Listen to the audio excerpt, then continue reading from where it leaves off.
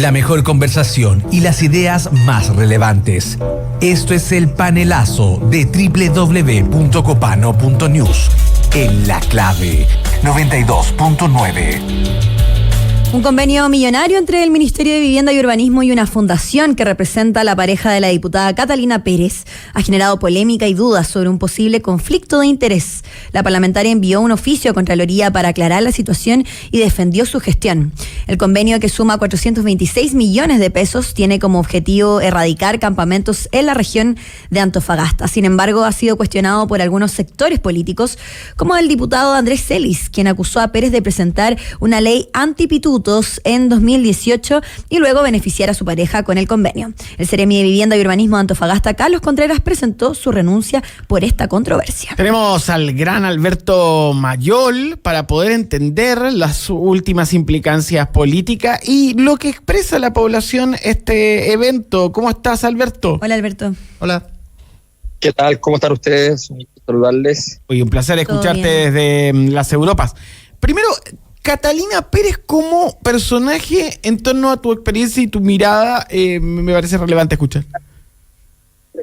A ver, Catalina Pérez era una líder territorial en la zona de Antofagasta que en un momento determinado era disidente dentro del mundo de Revolución Democrática. Tenía pocas posibilidades de terminar siendo la presidenta del partido.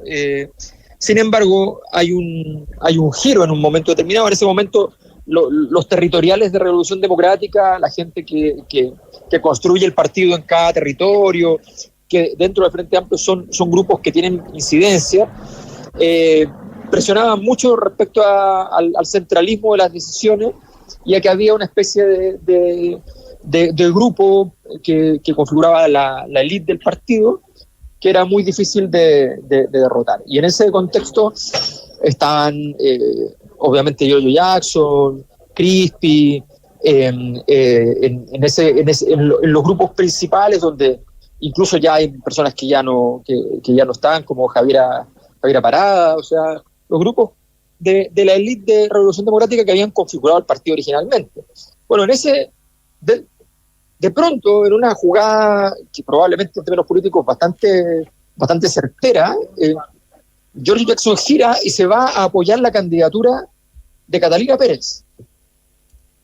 Y obviamente quien apoye a Giorgio Jackson dentro del partido va a tener muchas más probabilidades y por tanto ganó ella la presidencia del partido. Sin embargo, su poder para llegar a la presidencia del partido fue un poder que dependía, era un poder dependiente, era un poder periférico que dependía de un apoyo específico que se había producido en un contexto determinado y por tanto su fuerza no es tan relevante.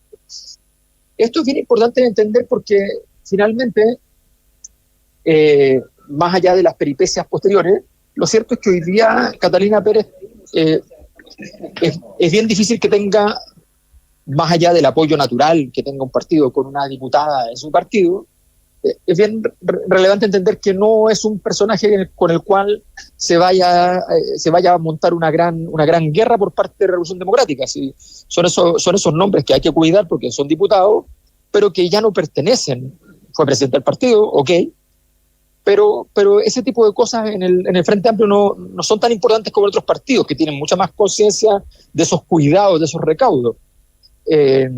De decir, bueno, pero ¿qué le vamos a hacer? Si fue tal cosa, habrá que protegerla enormemente, en fin. ¿Alberto? Lo cierto es que ella hoy día está trabajando. Sí, disculpa. No, te quería decir que solamente que, bueno, ella es vicepresidenta actualmente de la Cámara, tiene unas vicepresidencias que ya se va a acabar su periodo, pero tiene alguna relevancia también ahí por el cargo que ostenta dentro del Congreso. Yo te quería preguntar por el vínculo que tiene con su actual pareja, que también fue un dirigente importante, fue presidente de la FECH el año 2014, si no me equivoco, y actualmente la polémica que hay es por estos especies de... no sé si contrato es la palabra, pero estas asignaciones que se le dan a su Fundación Democracia Viva de parte del Seremi de Vivienda, que antes había sido también asesor legislativo, bueno, asesor de parte de su equipo, perdón, no asesor legislativo, en el Congreso. ¿Tú ves ahí una irregularidad, algún conflicto ético o incluso conflicto ya de plano que vaya en contra de la normativa o legislación? ¿Cometió alguna falta ahí ética o política la diputada Catalina Pérez? A ver, lo que pasa es que las leyes son como son. Lo más probable es que no haya ninguna falta porque ser pareja es algo que la ley no puede regular, ¿me entiendes? O sea, tú no puedes decir es que soy pareja o no soy pareja. Lo que regula, de hecho, son los vínculos formales, por ejemplo, los matrimonios. Técnicamente hay muchas personas que podrían evitarse muchos problemas sencillamente en el mundo público porque no se casaron y entonces, aunque sean pareja, pueden ser contratados al unísono, en fin. O sea, ahí hay temas que no son políticos, que son legales. Pero lo importante aquí es lo político. La historia, la narrativa de la historia es la clave de una crisis. La narrativa de las historias, por ejemplo, un buen ejemplo es Sebastián Piñera. La narrativa de las historias de Sebastián Piñera era incomprensible. O sea, para el ciudadano medio, decir qué es lo que hizo Sebastián Piñera cuando mandó un forward a no sé dónde, cuando hizo una transacción de no sé qué, es incomprensible. Tú no entiendes cómo funciona eso. Cualquier clase de crisis requiere una narración muy específica. La escena del caso Cabal, de imaginarse al hijo de la presidenta, a la nuera de la presidenta, con el principal empresario del país en las oficinas del Banco de Chile, en el centro de la ciudad, ¿ya? Esa imaginación, aunque no haya sido ahí, ¿me entiendes? Da lo mismo, ¿ya? Esa imaginación es muy sencilla de configurar. La escena completa me la puedo pasar por mi cabeza y por tanto la crisis adviene con mucha facilidad cuando ocurren ese tipo de situaciones. La situación que le pasó a Marco Enrique Ominami estaba arriba en las encuestas, estaba primero, peleando con Piñera palmo a palmo, y viene la crisis, pero lo que lo tumba no es la crisis más importante, lo que lo tumba es el tema del avión, porque el avión es también una crisis que se dibuja fácil, se entiende fácil. Claro. Es un cuento streaming. No necesita mucha complejidad para poder reconocerlo. Y no puedo dejar de preguntarte, gracias Alberto Mayor por estar en esta mañana de lunes con nosotros, pensando en las últimas noticias respecto al podcast de emergencia que sacó La Cosa Nostra el día viernes sobre el diputado Mellado, y las narrativas me parecen súper interesantes, porque lo que parece ser algo evidentemente de seguridad nacional, que bajo todo punto de vista puede ser tomado comunicacionalmente a favor del gobierno, termina diluyéndose. Que el tema de Mellado y la gravedad de su acto al derechamente espiar al presidente y disponibilizarlo para un grupo de personas. Eso es muy grave, pero parece que también el presidente en su modo operandi en respuesta perdió la posibilidad de instalar un hito de poder, de relevancia, de impronta. Esto sucede en estos mundos de forma continua, ¿no? Bueno, yo creo que ese es uno de los principales rasgos del gobierno, que en medio de su fragilidad, cuando tiene oportunidades de fortalecerse, no lo hace. O sea, nuevamente, la narrativa de esto estaba perfecta. La derecha viene diciendo 15 años que hay terrorismo en la Araucanía y que es un tema de seguridad nacional, que de hecho solicita permanentemente estado de excepción. Y tú después vas y dices que la reunión tú la puedes difundir sin ninguna prolijidad, sin ningún cuidado, la puedes grabar, difundir y qué sé yo.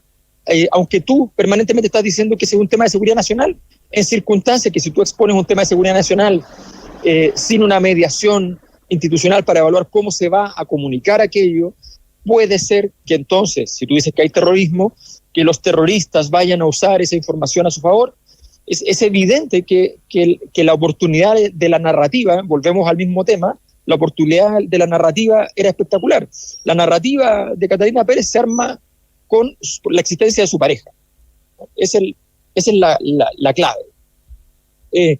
Aquí la narrativa se arma fácilmente porque sencillamente este diputado hizo una escena que todos nos podemos imaginar, que es una escena que probablemente mucha gente ha cursado, ha hecho, pero que se entiende que hay un acto de mala intención, por un lado, y de riesgo, por el otro, sobre todo por el tema que se estaba tratando. Cuando se trata de una conversación con el presidente, uno no va donde el presidente pensando, oye, le voy a grabar la conversación a ver qué dice.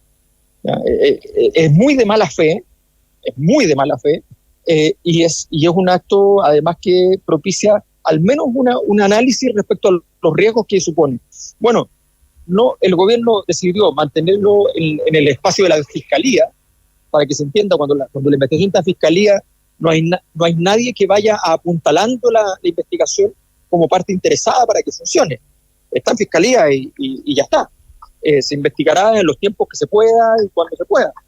Depende de lo que haga cada uno. Entonces, la verdad es que creo que el gobierno pierde una oportunidad es increíble, porque la derecha lo que tendría que haber hecho es lo que hizo Sandón, que es entregar al diputado. Sí. Decir, oye, no, sáquenlo. Pero todo eso, Alberto, también se vio un poco nublado en el marco de las comunicaciones, nuevamente, de lo que el presidente le tira las orejas, podríamos decir, al ministro de Cultura respecto a la feria de Frankfurt. ¿Va vinculado? Sí, por supuesto, porque en el fondo, esa es una situación que en términos administrativos era un poco más complicada, porque el momento en que se tomó la decisión era un momento de cambio de ministro. No sabemos realmente quién tomó la decisión, en qué se puede haber cursado en un instante, pero haber tomado la decisión antes. No sabemos muy bien la historia. Y también tiene un factor, que permítame, Alberto, también tiene un factor. La verdad, esto es muy duro para el mundo cultural, pero nadie manejaba hasta la nota ex ante que era la feria de Frankfurt. Sí, no, evidentemente. No es nadie experto, pero el microclima de la editorial, esto bien, yo lo respeto, pero en el mundo, o sea, en la conversación del día a día, la feria de Frankfurt no está. No, claro, pero fíjate que hay un problema para el presidente. El presidente había construido sistemáticamente y de modo honesto, porque además es algo que es verdad, su posicionamiento como una autoridad que además lee, que es un lector. Fue un lector, sí. Y entonces es incoherente. Nuevamente volvemos a que tú tienes que tener una narrativa que sea comprensible, que sea lineal. Es como cuando tú realmente, si tú vas a un juicio, pero tu caso es muy complicado, tú tienes que simplificarlo, tienes que ir en línea recta, decir, mira, esto funciona así, esta es la historia, ¿ya? Sencillita. Bueno, esta historia no es sencilla, porque no entiendo por qué el presidente, que le gustan tanto los libros, ¿ya?, puede instruir en su gobierno que no se vaya a la principal feria del libro como país. Alberto Mayol, y esta expresión, crisis narrativa. Un abrazo, Alberto. Muchas gracias por compartir con nosotros la mañana del lunes. Hasta luego. Chao, Alberto, que estés bien. Chau.